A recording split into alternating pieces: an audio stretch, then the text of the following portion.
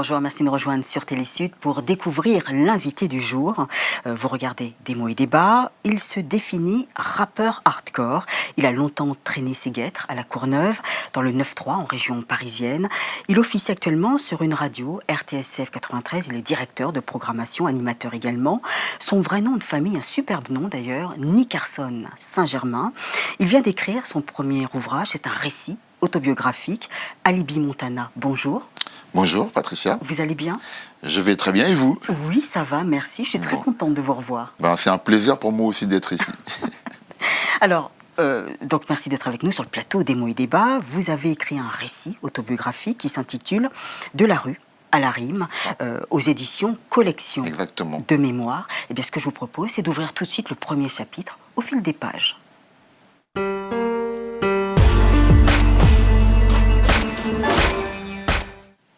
Alibi Montana, tout d'abord, qu'est-ce qui vous a poussé à écrire justement un pan de votre histoire personnelle? Alors, je dois saluer Laurent Louis et Frédéric, qui sont deux journalistes qui me connaissent très bien, des pigistes qui travaillent pour plusieurs canards et qui ont écrit souvent sur mes différents albums ou les actions que j'ai pu faire pendant mes tournées avec les jeunes et qui m'ont dit que ce serait bien d'écrire un bouquin par rapport à ta vie et à tout ce qu'on connaît de toi, mais aussi à ta vie hors musique. Et c'est eux qui m'ont convaincu de le faire. Et 2 ans et demi en arrière, on s'est mis en place tous les trois pour pouvoir donner vie à ce bouquin. Alors vous êtes d'origine haïtienne, vos parents arrivent en France lorsque vous avez 3 ans, vous êtes l'aîné d'un frère et d'une sœur. Pour quelles raisons vos parents quittent Haïti? Alors, mes parents quittent Haïti parce que on était dans un contexte de dictature à l'époque. Et donc, mon père était quelqu'un qui avait l'esprit assez révolutionnaire, vous direz, je tiens ça de lui, et qui était pas mal en contradiction avec le gouvernement de l'époque. Oui. Donc, il a jugé bon que c'était mieux pour lui de quitter le pays avec sa famille, quoi. Alors là, on s'installe, la famille s'installe à la cité des 4000, à la Courneuve. Alors, à cette époque, quel genre d'enfant êtes-vous? Je parle d'enfant, pas d'adolescent, hein, d'enfant. Alors, j'étais un enfant qui se faisait pas mal d'amis parce que j'avais le contact facile. Moi, j'avais un père qui était strict quand même, hein, donc je faisais quand même attention, j'écoutais beaucoup ce qu'il disait, mais en tout cas, je m'épanouissais parce que la cité des 4000 telle qu'elle était à cette époque-là, il y avait vraiment un mélange. En fait, il y avait pas de communautarisme, on était vraiment tous ensemble, en tout cas au niveau des enfants. Donc je garde vraiment ce souvenir-là. Puis, votre papa décède lorsque vous avez 18 ans. Donc là, j'imagine que c'est une figure qui disparaît, qui est très importante pour vous. Et c'est assez étonnant parce que dans votre ouvrage, vous dites beaucoup, vous apprenez déjà les rudiments du rap, mais votre père était absolument contre cette musique. Totalement. Mon père n'aimait pas du tout ça. Et d'ailleurs, j'en ai discuté avec ma tante quand j'ai eu mes premières récompenses. Les premiers trophées que m'ont amené les disques, et ma tante me disait, tu vois, ton père voulait pas du tout que t'en fasses, et elle m'en a reparlé aussi quand le livre est sorti, et elle m'a dit, mais je pense que finalement il aurait quand même été fier. Alors c'est ce que m'a dit ma tante, donc je le saurai jamais parce que mon père n'est plus de ce monde, mais en tout cas ça m'a fait plaisir quand même que ma tante me dise ça. Alors lorsque votre père décède, eh bien, c'est votre rôle. Vous endossez ce rôle d'aîné de famille pour trouver un moyen d'aider votre maman, pour payer les factures, de quoi faire manger le frère et la sœur. Et c'est là que vous tombez dans le trafic. C'est ça, c'est ça. Je l'explique très bien dans le titre de La rue à la rime, hein, parce que j'en profite pour dire qu'il y a le livre de La rue à la rime et qu'il y a toute une BO autour. Oui. Ça veut dire que tous les 2 mois, il y a un titre qui sort avec le clip et qui retrace un petit peu les chapitres du livre.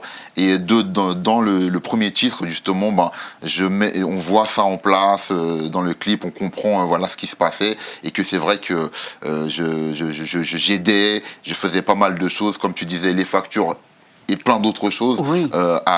Avec ça, même si faut être clair, je suis pas là sur ton plateau pour dire qu'il y a une gloire à en tirer. Je suis en train d'expliquer la nécessité d'une situation dans laquelle j'étais à cette période. Donc là, voilà, donc le trafic. Mais il n'y avait pas une crainte parce que, en plus, il fallait surveiller le frère, le petit frère, Bien sûr. qui justement comprenait un peu dans quoi vous étiez mêlé. Bien sûr, il grandissait, il voyait ça au fur et à mesure. Et puis, vous savez, quand vous baignez dans ça, ça amène aussi des histoires. Ça veut dire qu'il y a une certaine rivalité, il peut y avoir une certaine jalousie, il peut y avoir une certaine concurrence. Donc, à tout moment, il peut se passer un certain nombre de choses. Et mon petit frère, oui, il a été témoin de certaines histoires que j'ai eues à régler à cette époque, malheureusement. Il faut rappeler aux téléspectateurs que vous avez un bac pro force-vente, mais c'est à la suite, justement, c'est à force d'envoyer des lettres, des courriers qui sont restés sans réponse, et là, à un moment, il dit qu'il faut agir. Exactement. C'est à partir de vrai. là. Malheureusement, et je sais que c'est aussi la situation de beaucoup de jeunes en France, parce que j'ai pu discuter à travers les déplacements que j'ai faits avec des jeunes qui sont passés par la case prison, justement parce qu'on leur a jamais tendu la main, même quand ils ont essayé. Voilà. Ouais. Donc vraiment, on essaye de s'en sortir, d'aider sa famille. Et puis, voici ce qui se passe, c'est que bon, les affaires marchent. Je crois que vous êtes plutôt une sorte de, on va dire, de parrain, mais à la Villetaneuse. On va dire ça comme ça. C'est-à-dire que, disons que... Vous avez votre groupe. Voilà, à partir du moment où je me suis mis dans cette voie, je me suis dit, il faut essayer de la faire le mieux possible. Oui. Et c'est vrai que j'ai essayé de faire les choses les mieux possibles. Donc, on monte en grade, on choisit des gens de confiance. Et comme vous dites, voilà, on monte son équipe à soi pour que ça se passe du mieux possible. Et puis un jour, ça tombe mal, ça va pas bien. Il y a une fusillade. Exactement. Voilà. Et que se passe-t-il dans cette fusillade? Parce que vous êtes dans une soirée en boîte de nuit, il me semble, et quelqu'un canarde votre voiture. Alors, oui, au moment où ma voiture a été très bête de balle, j'étais plus dans la soirée, mais je me trouvais dans la voiture quand même. Donc voilà, la voiture a été très bête de balle. J'aurais pu y rester et je dois mon salut au fait que j'ai riposté, en fait. C'est-à-dire que... Mais c'était un règlement de compte? Alors, on peut dire que c'est sur fond quand même de ça, parce que ça vient quand même de rivales qui faisaient la même chose que nous. Donc, de toute façon, c'est ce qui a été retenu au jugement par le juge d'instruction et ses confrères. Et donc, en ripostant, j'ai sauvé ma vie. Mais à l'époque, ils n'ont pas voulu retenir la légitime défense. Donc c'est pour ça que j'ai été condamné plus gravement, parce que je pense que comme c'était sur fond de trafic, donc ils ont voulu avoir, aucune pitié, si je peux m'exprimer comme ça. Et c'est pour ça que ça s'est très mal passé pour moi au jugement. Mais j'en avais discuté avec mon avocat, et mon avocat l'avait dit dans la salle ce jour-là, dans le tribunal, devant tout le monde. Mon avocat avait dit devant tout le monde, si mon client n'avait pas été armé ce jour-là, il ne serait pas là devant vous. Ouais. Après, les armes, c'est illégal. Hein. Bien sûr. Je ne suis pas là pour dire qu'il faut s'armer. Hein. Bien au contraire. Je plaide pour le contraire quand je me balade dans les quartiers. Mais il faut savoir qu'au jour d'aujourd'hui, on trouve une arme comme un paquet de mouchoirs. Là, vous êtes sous les verrous. C'est à la prison de Villepinte, à la maison d'arrêt de Villepinte. Donc, en fin de compte, c'est 1260 jours que vous passez 3 ans et demi en prison, qui correspondent donc, ces 1260 jours qui correspondent à votre titre d'album, puisque c'est à partir de là que vous commencez à écrire des textes, des chansons pour construire votre album. Parce que vous avez fait, malheureusement, une connaissance bien avant d'entrer en prison. Vous avez rencontré Baïès. Exactement. J'ai rencontré Baïès, donc, qui était mon producteur. Alors quand je l'ai rencontré, j'étais en plein dans le trafic, dans pas mal de choses assez sombres dans le quartier, mais il croyait en moi, parce que dans ce que je disais, comme il disait, ça le percutait, parce que c'était tellement ancré avec la réalité qu'il me disait qu'il vivait ce que je chantais. Donc il me disait, vraiment, j'ai envie de te produire et j'ai envie de faire un label un peu à l'image de Défaut, avec des artistes vrais, et j'aimerais que tu sois la tête d'affiche de mon label. Donc quand il me disait ça, ça rentrait un peu là, ça sortait un peu là, parce que j'étais en plein dans le business, en plein dans la cité, en plein dans le quartier. Et j'avais toujours gardé cette phrase que je dis dans mon titre de la rue à la rime, protéger la mi-fa, j'avais promis ça à la maman, et je me disais qu'il fallait que je continue pour protéger toute la famille. Donc après, quand Bayes m'a rencontré et m'a dit il faut faire un disque, donc bien sûr je suis rentré avec lui en studio, j'ai commencé à enregistrer pour faire ce premier EP qui s'appelle T'as ma parole, mais quand ce EP là est sorti, c'est à la période où j'ai eu l'histoire de la fusillade et je me suis retrouvé incarcéré. Voilà. Et durant cette incarcération, voilà, là vous vous mettez, vous mettez à écrire. C'est là que je me mets à écrire, ouais. Ce qui va devenir l'album 1260 jours. Ça veut dire que j'écris beaucoup de textes, je corresponds avec Daniel Massamba, un des amis à moi qui faisait partie de mon équipe, hein. Je dirais c'était un frère, comme un petit frère, avec lui, avec mon frère Alino aussi, parce qu'ils se retrouvent incarcérés eux aussi, hein, oui. Suite à tout ça. Donc je corresponds avec eux et je leur dis je suis en train d'écrire pas mal de textes et que je pense que je vais finir par faire un album parce que j'écris beaucoup de textes pendant que je suis en cellule. Et au fur et à mesure que les mois passent, que les années passent plutôt, on va dire, oui. Donc je me retrouve avec beaucoup de textes et je l'explique à Bayes qu'on correspond, Bayes et moi, et il me dit à ta sortie on va pouvoir enregistrer l'album. Et quand je sors, oui. Parce que j'avais pris plus que 1260 jours, oui. Mais après avec les remises de peine, etc., quand je sors, on se rend compte que ça fait pile 3 ans et demi. On se dit 3 ans et demi, ça fait combien en jours, on compte, et on se dit ça fait 1260 jours. Et il me dit, bam, voilà le nom de l'album. Voilà. Et c'est comme ça que le nom de l'album a été trouvé.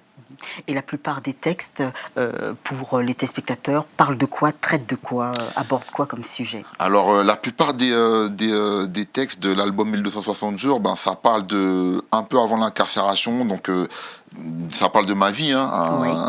Un jeune comme moi qui, dans tout ce qu'il a baigné, les histoires qu'il a pu avoir, qu'il aurait aussi pu mourir, je l'explique ça, que j'aurais aussi pu mourir. Donc j'ai des titres qui font appel à la mort, à l'au-delà aussi, où je suis quelqu'un de croyant, donc qui croit en Dieu. Et je parle aussi de ça. Bien sûr, je parle du trafic, je parle de la musique, je parle du fait de pouvoir véhiculer sa musique, parce qu'au départ, je ne pensais pas que j'arriverais à faire ça. Donc j'en parle, mais comme si c'était un rêve. Donc l'album 1260 jours, il y a tout ça aussi. Il y a aussi des faits de société, des choses que j'ai vu arriver à d'autres. Donc c'est vraiment un album de vécu, et c'est vraiment un album social, 1260 jours. Pendant votre incarcération, comment supportait-elle justement votre femme de l'époque, puisque vous aviez 2 enfants, et votre maman? Oui, alors pour ma femme, c'était très dur. Bon, c'était une femme courageuse, hein, je l'explique dans le livre. Oui. Donc elle s'est beaucoup battue, elle a beaucoup supporté, elle faisait les allers-retours en prison pour aller me voir, et puis aussi avec s'occuper de mes fils, voilà, les parloirs. J'ai quelques amis qui m'étaient restés fidèles, donc des fois qui l'aidaient un petit peu quand ils pouvaient. Au niveau de ma mère, faut savoir qu'elle est morte. Elle est morte avant votre incarcération. Elle est décédée malheureusement. Et souvent même, ses sœurs disaient que de toute façon, connaissant ma mère, elle n'aurait pas supporté mon incarcération. Et qu'ils se disent, ils sont sûrs qu'elle serait morte pendant cette période-là si elle n'avait pas été avant. Et vu que c'est ses petites sœurs qui disent ça, donc moi je disais rien, j'écoutais, mais je sais qu'elle disait pas ça pour rien, quoi. Donc 1260 jours, l'album marche du tonnerre, vous voyagez énormément, vous allez en France, même au-delà, à l'étranger, en Europe, même en Afrique. J'en vis, quoi. Oui. Parce que je ne pensais pas qu'il allait arriver. Oui. Donc grâce au succès de 1260 jours, je deviens vraiment un artiste, quoi. Oui. Voilà, qui vit de sa passion. Une référence. Oui. Voilà, qui vit de sa passion, et puis voilà, je donne des concerts dans énormément d'endroits. Alors la première tournée, comme je l'ai dit, c'était très rock'n'roll, parce que c'était nouveau pour moi, donc le fait d'aller de ville en ville, d'avoir un public chaque soir qui vient vous voir et de chanter aussi chaque soir, c'est pour un jeune comme moi, c'est déroutant. Donc il y a de la joie, mais il y a des travers, il y a des excès, il y a énormément de choses qui se passent. Même qu'on va d'hôtel en hôtel, il y a énormément de choses qui se passent aussi. Oui, vous expliquez que ceux qui vous suivent, par exemple, mettent le dawa parfois dans certaines chambres. De fou.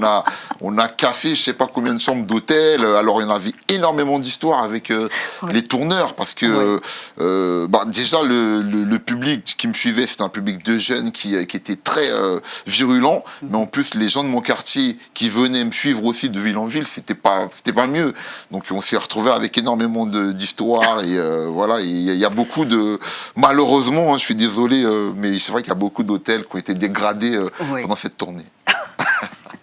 Et justement, grâce à votre reconnaissance en tant qu'artiste rappeur, il y a des MJC, Maisons de la Jeunesse, de la Culture, c'est ça, comme ça à l'époque on disait, qui vous invitent pour raconter votre histoire, votre parcours, et puis donner aussi envie à d'autres jeunes d'aller dans le rap. Voilà, c'est exactement ça. Alors, je le faisais énormément. Même quand il n'y avait pas de partenariat, c'est-à-dire qu'il n'y avait pas de jeunes qui avaient des places, par exemple, pour aller au concert après, j'allais toujours dans les maisons de quartier pour échanger, discuter avec eux. Il m'arrivait de freestyler avec eux, il m'arrivait je me rappelle, les gens qui travaillaient avec moi au niveau du business à l'époque, ils me disaient non, faut pas trop chanter dans la MJC parce que le soir, il y a le concert. Et je m'en foutais, je chantais quand même, surtout quand je savais que c'était des jeunes qui n'avaient pas de place ou qui n'avaient pas d'argent pour acheter les places. Donc souvent, l'échange avec eux finissait par une sorte de mini-concert que je faisais quand même. Et puis après, le soir, j'allais faire le vrai concert, mais je le faisais presque systématiquement. Alors, est-ce que vous n'aviez pas peur d'influencer certains jeunes? Parce que votre image de gangster rap, parfois, c'est ce qu'on aime véhiculer. Certains rappeurs aiment véhiculer auprès des jeunes. Oui, après... de toute façon, des gens qui vous écoutent ou certains jeunes s'identifient à ce que vous avez pu faire ou s'identifient à vous. Donc des fois, j'avais affaire à des jeunes qui, eux, dans leur imaginaire, c'était tout de suite ça. Ils se disaient, ouais, toi, t'es crédible, t'es pas comme eux, c'est des menteurs, c'est des mythomanes, eux, ils ont pas vécu ça, tandis que toi, t'as vécu ça, t'as fait la prison, t'as échappé à la mort, t'as fait ceci, t'as fait cela. Je dis, oui, très bien, c'est mon vécu que j'assume et que j'en parle avec vous, mais si je peux éviter à quelqu'un la mort, si je peux éviter à quelqu'un la prison, je serai d'autant plus heureux, parce que ces chemins-là, c'est négatif. Et à chaque fois, il fallait que je débatte, que je leur explique ça. Ils me disaient, ouais, mais toi, tu l'as fait comme ça. J'ai dit, oui, mais chacun a son étoile, chacun a son parcours. On ne peut pas se dire, en faisant ça, je vais réussir au même résultat que quelqu'un. Donc c'est ça que j'essayais d'expliquer dans tous les échanges que j'avais avec eux. Vous êtes aussi, vous faites également référence aux maîtres du rap, les artistes, les rappeurs américains, et vous expliquez, vous avez rencontré Rick Ross, moi c'est mon favori, Method Man, Redman. Qu'est-ce que ça fait justement de rencontrer les pontes, enfin, des artistes comme ça Je les ai rencontrés, c'était parce que c'était physiquement, parce que j'étais invité dans des événements où ils étaient. Mais eux, ils ne me connaissaient absolument pas. En fait, c'était plus pour moi que c'était un bon moment, parce que je pouvais être présent avec eux dans des loges. Donc, je parle pas très bien anglais, donc j'avais un peu de mal. Donc, je disais ce que j'arrivais à dire. Et puis après, il y a aussi des personnes qui m'ont aidé, qui, eux, maîtrisent mieux l'anglais pour pouvoir échanger. Ça reste des très bons moments. Voilà. Après, pour eux, j'étais un jeune français, un jeune de France qui fait de la musique. Et voilà, il fait tout, basta, quoi. Alors, qu'est-ce s'est-il passé? Un moment dans votre ouvrage, vous revenez sur cette affaire avec l'ancien président Nicolas Sarkozy. Oui, parce que avec Nicolas Sarkozy, ça a été quand même quelque chose de marquant. Parce qu'il faut savoir que Nicolas Sarkozy, il s'est pris au titre que j'ai fait suite aux insultes qu'il a eues envers les gens qui habitent à la Courneuve. Il faut savoir que quand ça s'est passé, j'étais en concert dans le sud de la France. Et donc j'ai reçu un appel de la Courneuve qui m'ont dit, oui, Nicolas Sarkozy est passé, il a dit, je vais vous nettoyer au Karcher, etc. Tu peux pas rester comme ça, tu représentes quand même la ville et tout. Donc j'ai eu cet appel-là, j'ai dit, bon écoutez, je joue en concert ce soir, demain je rentre à la Courneuve, on va bien en parler avant que je reparte en concert. Puis le lendemain, je suis rentré à La Courneuve, j'ai vu les gens qui m'ont fait le compte-rendu, qui m'ont expliqué. Et le soir même, je suis rentré en studio pour enregistrer le titre, justement, où je parle, où je dénonce ça. Et lui, il a trouvé ça très virulent, donc il s'est attaqué à ça. Mais en passant par des amis à lui, comme Gros DJ, comme d'autres députés à l'époque. Oui. Et c'est suite à ça, donc, que je vais avoir les ennuis judiciaires dont je parle, où ils vont même réussir à me faire annuler des dates dans certaines villes. Où il y avait des maires de droite et je suppose qu'en leur passant des petits coups de fil et puis au fur et à mesure ça faisait comme les cartes, comme les châteaux de cartes, donc il y avait des dates qui s'annulaient comme ça. Ouais. Et les différents organisateurs me disaient on peut plus faire ton concert dans telle ville, dans cette ville, dans cette ville, dans cette ville, c'est plus possible. Et voilà, il faut savoir que on est en France, mais qu'en France des choses comme ça peuvent arriver. Voilà. Et d'ailleurs, après, Gros Didier aussi a porté plainte. Nicolas Sarkozy a retiré sa plainte, il me semble. Oui, voilà. Oui, mais après, c'est le député Gros Didier qui a continué. Oui, mais pour moi, c'est sur ordre de Sarkozy. Ouais. Voilà, il a retiré sa plainte peut-être parce que lui, à l'époque, il avait d'autres ambitions et puis il voulait se concentrer sur autre chose. Mais il voulait quand même que, on va dire, il voulait quand même je sais pas s'il faut dire se venger ou s'en prendre à moi ou en tout cas me faire du tort et en passant par des lieutenants à lui, quoi. Dans votre ouvrage également, vous parlez aussi de ce différend avec l'humoriste Max Boublil. Oui, alors avec Max Boublil, c'est drôle, parce qu'au départ, quand Max Boublil m'imite, je le connais pas du tout. Oui. Moi, on me dit, il y a un humoriste qui t'imite sur la toile, il imite ta façon de parler, il imite des chansons à toi, et moi, je le connaissais pas. Et on me montre ça, et je le vois en train de m'imiter, machin. Donc moi, je le prends mal, parce que d'une, je le connais pas, de deux, j'apprécie pas ça. Donc on essaie de le trouver, voilà. Donc on le cherche. Ça veut dire qu'on essaie de le trouver. Heureusement qu'on l'a pas trouvé au moment où on le cherchait, parce que ça se serait, à mon avis, mal passé, surtout à l'époque. Donc et quand on va dans un théâtre où il joue, oui. Donc c'est la cohue, les gens le disent, ils disent ouais et tout, il y a du monde dehors et tout, il y a le rappeur avec du monde. Donc son producteur est mis au courant de ça et il a quand même les couilles, je vais dire, de sortir, pas Max Boublil, hein, pas lui, parce que lui, il serait pas sorti du tout. Mais son producteur sort et demande c'est qui Alibi Montana. Et Bayes dit, qui était mon producteur à l'époque, dit il est là, t'es qui, on imite mon artiste, ça va mal se passer, on va tout casser. Et c'est là que il nous dit on apprend que c'est le fils de Jean-Jacques Goldman, il nous fait savoir ça. Il nous dit voilà, je suis le fils de Jean-Jacques Goldman, c'est moi qui produis Boublil. Je sais, j'entends pas mal de choses, mais il faut qu'on essaie d'arrêter cette histoire, de trouver un terrain d'entente.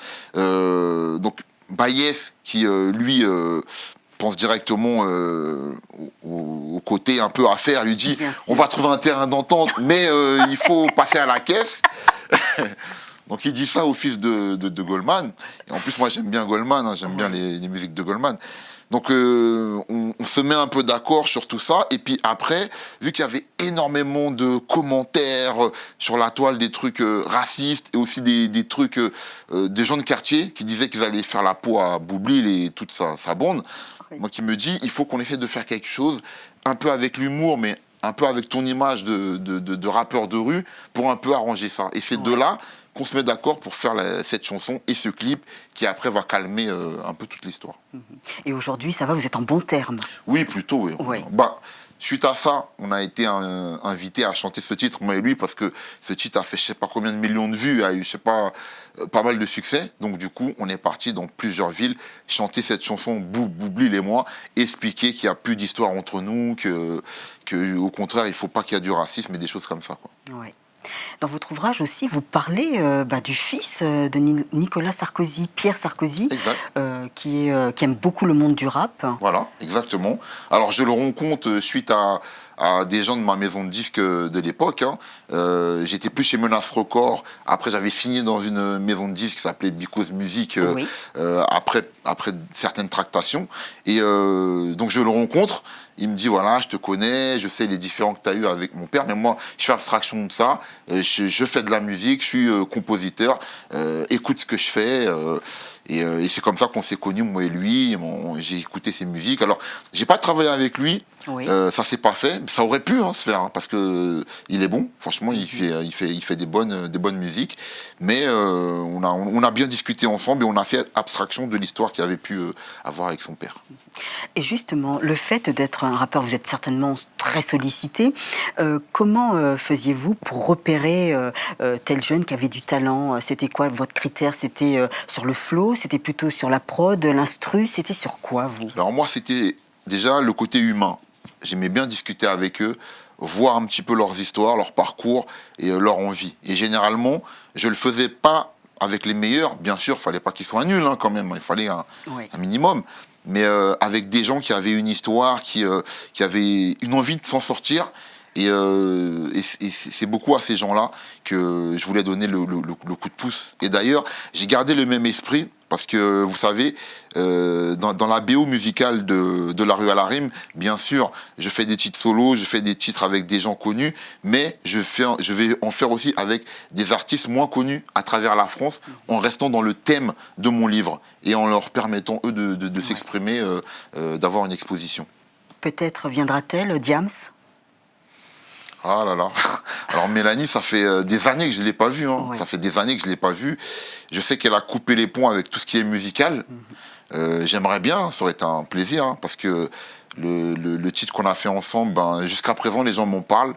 Même quand j'ai l'occasion de chanter dans des endroits, les gens m'en parlent encore. J'ai même fait une version sans elle, où on entend sa voix, parce que les gens me le demandaient. Et ça aurait été avec plaisir que j'aurais aimé la revoir et qu'elle joue un rôle. Mais je sais que, pour avoir compris que maintenant la musique fait vraiment plus partie de sa vie. Ouais. Et je le respecte d'ailleurs. Oui. Autre chose, j'ai dit au début de l'émission que vous étiez d'origine haïtienne. Vous retournez en Haïti lorsque vous avez fait des concerts en Haïti. Je sais qu'il y avait pour une œuvre caritative, mais pour vous-même, pour le rap, parce que c'est plutôt le compas qui est dédié. Oui, c'est le compas, la musique vraiment du pays. Mais j'ai eu l'occasion d'y retourner, oui, pour ma musique, de faire des radios, de faire des télés, de faire un mini-show là-bas. J'étais reparti avec mon petit frère Alino et à la rencontre des gens, parce qu'il y a des gens en Haïti aussi qui sont un peu au courant de ce que je fais. Et ça s'est bien passé, ça a été très agréable. Et j'ai découvert qu'il y avait beaucoup de rappeurs en Haïti qui rappent en créole et que c'est une musique qui prend de plus en plus de place là-bas dans le pays. Et en ce qui dire, en ce qui concerne le concert, oui, on a fait un concert où on a pu réunir des fonds pour Haïti, avec l'association Cœur d'Haïti qui œuvre pour les écoles, pour les hôpitaux, pour les orphelins. Et j'en profite aussi pour saluer Tienne, qui est un jeune qui se trouve en Haïti actuellement, et c'est un jeune que je soutiens. C'est un militant avec une équipe à lui, justement, qui partent avec leurs gants, avec leur matériel, qui aident à faire des choses là-bas, qui aident des familles qui sont dans le besoin. Et je corresponds avec eux. Et d'ailleurs, sur mes réseaux sociaux, les gens peuvent y aller sur le Facebook Alibi Montana officiel, sur l'Instagram Alibi Montana 1, et ils vont voir les différentes images avec Tienne et de ce qui se passe en Haïti avec eux et du soutien que j'essaie de leur apporter. Et justement en Haïti, parce que vous parliez de rappeurs haïtiens, est-ce qu'ils vont intégrer votre BO justement? Alors, je voudrais pas dire n'importe quoi. Je ne pense pas, parce qu'eux, ils se trouvent en Haïti. Et c'est vrai que la grande partie s'enregistre ici en France. Donc, sauf cas exceptionnel, je pense pas. Je pense que ça va être avec des gens de l'Hexagone. D'accord. Et justement, dans votre ouvrage Alibi Montana, il y a une page qui est accordée seulement à vos enfants, mais c'est vraiment un court paragraphe. Alors, je voudrais savoir, en tant que père, qu'est-ce que vous leur inculquez comme message? Alors, j'essaie de leur inculquer le fait qu'il faut essayer d'être le plus droit possible dans la vie, croire en soi, croire en ses rêves, ne pas baisser les bras. À chaque fois, c'est ce que j'essaie de leur dire. Et quand ils ont des questions à me poser par rapport à des choses qui concernent ma vie, j'occulte rien. Je leur réponds, je parle, comme on pourrait dire avec toi, carte sur table.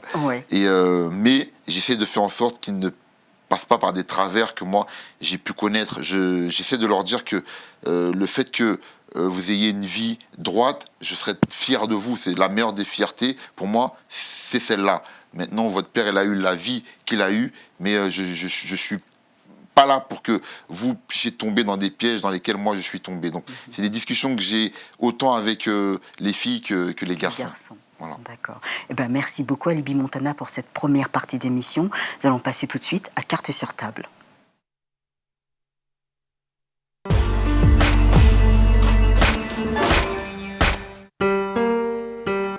Alors pour Carte sur table, j'avais mentionné justement que vous êtes directeur de programmation, animateur également sur une radio qui s'appelle RTSF 93. Vous pouvez m'en dire plus justement ? Oui, alors ça c'est une fonction que je me suis retrouvé à occuper par rapport à des éducateurs, quelqu'un par exemple aussi comme Jamel Guessoum, qui est quelqu'un qui s'occupe des jeunes qui sont en prison, des jeunes qui ont besoin d'être aussi réinsérés. Vous en parlez dans votre ouvrage de Jamel. Voilà, et qui venait justement dans mes concerts voir un petit peu comment ça se passait, c'est-à-dire qu'il y avait le concert et puis il y avait cette discussion de foule, que j'appelle ça, où je restais au milieu de tout le monde et je discutais et je répondais aux questions de tout à chacun et comme ça. Et puis il avait assisté à ça, il avait trouvé ça extraordinaire comme procédé. Il m'avait dit j'ai pas l'habitude de voir ça, quelqu'un qui finit son concert et puis qui fait ça tout de suite après. Et il me disait je pense que c'est quelque chose que tu pourrais occuper en étant programmateur d'une radio, c'est-à-dire en ayant ton émission à toi où tu fais ce que tu veux, mais en t'occupant de la programmation, de comment tu verrais ça. Et c'est lui qui m'a confié ce rôle. Et après, j'ai essayé, bien sûr, moi, avec mon imaginaire à moi, de placer au mieux les émissions que j'avais envie, les idées que j'avais, en essayant de construire, bien sûr, avec plusieurs animateurs autour de moi et en faisant en sorte qu'il y ait beaucoup de liberté pour les jeunes, mais pas que pour les auditeurs, quoi. Voilà. Et justement, quelle sorte de programme cherchez-vous ? Est-ce que, par exemple, il faut que le rappeur soit, votre animateur soit... comment dire ça, très pro sur le monde musical du rap. C'est-à-dire qu'il n'y a pas... Ah non, c'est pas une radio rap, hein. C'est-à-dire qu'il y a des émissions dédiées au rap, mais il y a de la politique, il y a de la variété, il y a de la libre antenne. Non, voilà, j'ai essayé de mettre en place quelque chose de large et pour que... Bien sûr, je m'intéresse beaucoup à la jeunesse, mais que tout le monde puisse se retrouver, qu'il puisse y avoir des choses qui intéressent un petit peu tout le monde. Et le fait de dire toi tu feras et toi tu ne feras pas, ça doit être assez difficile, hein, de donner la chance à certains puis pas à d'autres. Ouais, c'est pas un exercice... c'est quelque chose que j'ai appris sur le tas. Voilà, parce que moi je suis quelqu'un qui aime bien tendre la main, j'ai toujours été tout au long de ma carrière. C'est pour ça que j'ai fait énormément de featuring, comme on dit, des collaborations avec des artistes très connus, mais avec des gens qu'on ne connaissait pas non plus, pour leur donner de la lumière. Je suis quelqu'un qui est comme ça, j'ai toujours fonctionné comme ça. Et quand il faut dire à quelqu'un non, quelqu'un qui vient avec un projet comme ça, d'émission, et qu'il faut lui dire que je ne pourrais pas le faire, c'était pas facile pour moi, mais j'ai dû apprendre à le faire, parce que quand tu as cette casquette-là, il faut trancher. Et ça m'a appris à trancher, voilà, même si des fois c'était pas facile. Ouais. Et pour les textes, depuis, est-ce que les textes, l'écriture sur vos textes pour le futur album, ça continue ou ça prend trop de temps d'être directeur de programmation d'une radio ? Non, ça continue parce que j'ai toujours de l'inspiration. Quand j'ai des idées, j'enregistre sur mon téléphone. Et discographiquement, pour moi, le prochain disque après la BO de la rue à la rime, ce sera l'album Affaires de famille. Et c'est un album conçu avec mon petit frère Alino. C'est un album où on est en duo. Donc c'est des idées à deux. Lui il s'occupe beaucoup de la réalisation, donc ça me facilite un peu le travail. Mais au niveau de l'inspiration, j'ai pas moins d'inspiration. Moi j'aime bien dire que comme j'ai tout le temps des idées qui fusent à droite à gauche, que je suis une fontaine d'inspiration. Et par rapport à ce livre, à chaque fois, je remercie Dieu parce que je dis Dieu m'a permis d'écrire le livre de la rue. Parce que je me balade avec des jeunes qui ont mon livre. Pas plus tard qu'avant-hier, j'étais dans la cité d'Aulnay avec des jeunes qui ont mon livre et on en parlait, on en débattait au cœur de la cité comme ça. Et ils me disaient, voilà, c'est le livre de la rue, on s'en inspire. Et je dis je remercie le Seigneur de m'avoir permis d'écrire le livre de la rue. Voilà. Très bien. Merci beaucoup Alibi Montana pour Carte sur table. On passe à la dernière partie de l'émission, le coup de cœur.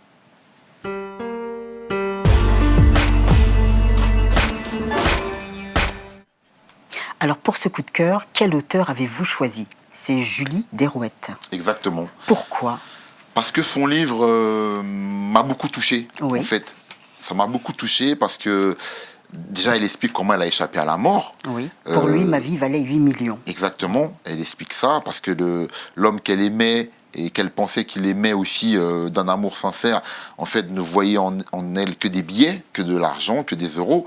Et il s'était dit qu'il allait la tuer comme il avait déjà fait auparavant pour pouvoir toucher l'argent de l'assurance vie de son décès. Et heureusement pour elle, elle en a survécu, elle est pas morte, bien que lui pensait qu'elle était morte. Et je trouve que ce livre, il est poignant, la manière dont elle l'explique, quand elle parle aussi de celles qui ont eu moins de chance qu'elle, c'est-à-dire celles qui sont mortes. Hein. Et c'est vraiment un livre, moi, qui m'a touché. Quoi. Tuer quelqu'un pour de l'argent, c'est vrai que c'est flippant. Déjà, tuer quelqu'un pour de l'argent, c'est quelque chose d'abject, déjà, en soi.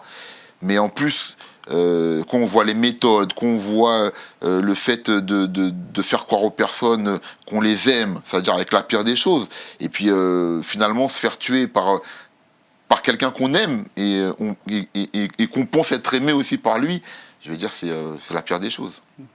Très bien. Merci beaucoup Alibi Montana pour votre coup de cœur. Et puis aussi, vous êtes venu, on vous a invité pour votre récit autobiographique de la rue à la rime. Voilà, c'est édition collection de mémoire. Merci beaucoup Alibi Montana. Merci à vous. Ou Nickerson Saint-Germain. Comme vous voulez. Voilà. Très bien, merci beaucoup. Et puis quant à vous, mes chers complices, on se retrouve la semaine prochaine avec un autre auteur bourré de talent. Merci beaucoup de votre fidélité. Au revoir et à bientôt.